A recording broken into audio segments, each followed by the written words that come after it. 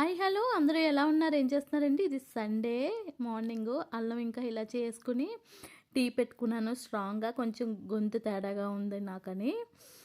And తర్వాత ఈరోజు మా స్పెషలు రసం ఇంకా కీమా కర్రీ. దానికోసం రసం పౌడర్ యాడ్ చేసుకున్నాను ఫస్ట్. తర్వాత చూపిస్తున్న విధంగా కారం, ఇంకా సాల్టు, తర్వాత ధనియాల పౌడరు, అండ్ తర్వాత కొత్తిమీర, ఒక టమోటా. ఇవి స్క్వీజ్ చేసుకుంటే బాగుంటుంది. నేను స్క్వీజ్ చేయలేదు. తర్వాత చింతపండు, ఒక పచ్చిమిర్చి, వాటర్ యాడ్ చేసుకుని స్టవ్ అంటించి స్టవ్ మీద పెట్టేసుకోవడమే. కొంచెం పసుపు, కొంచెం చింతపండు కూడా యాడ్ చేశాను. బెల్లం కూడా యాడ్ చేశాను.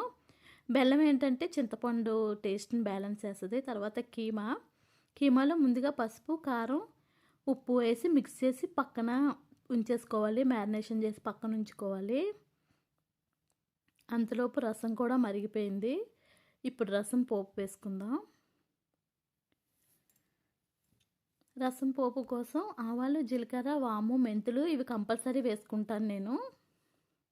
నెక్స్ట్ వెల్లుల్లి బాగా ఫ్రై అయిన తర్వాత కొంచెం ఆనియన్స్ వేసి, ఎండుమిర్చి వేసి మనం ముందుగా రెడీ చేసి పెట్టుకున్న పోపులన్నీ వేసుకుని, కొత్తిమీర కూడా యాడ్ చేసుకుని మంచిగా ఫ్రై అయిన తర్వాత రసంలో వేసుకుని మూత పెట్టేసుకుంటే, స్టవ్ ఆపేసుకుంటే రసం అయిపోయినట్టే.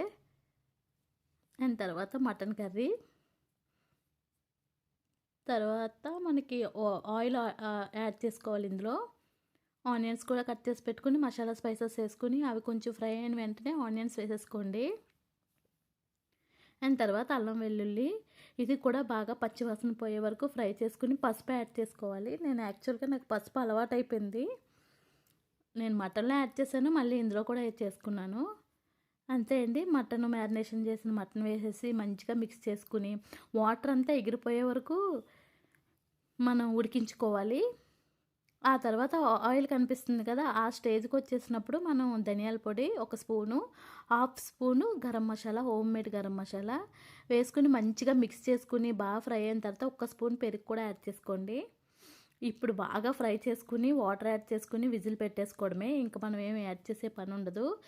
అండ్ నెక్స్ట్ 5-6 విజిల్స్ తర్వాత ఓపెన్ చేసుకుని కొత్తిమీర కాదు పుదీనా యాడ్ చేసుకోండి. మటన్కి పుదీనా టేస్ట్ బాగుంటుంది. అంతే అండి, అయిపోయినట్టే కర్రీ. మనకి నచ్చిన కన్సిస్టెన్సీ వచ్చే వరకు ఉంచుకుని స్టవ్ ఆపేసుకోవడమే. అండ్ తర్వాత రైస్. అప్పటికి 12:30 అయిపోయింది.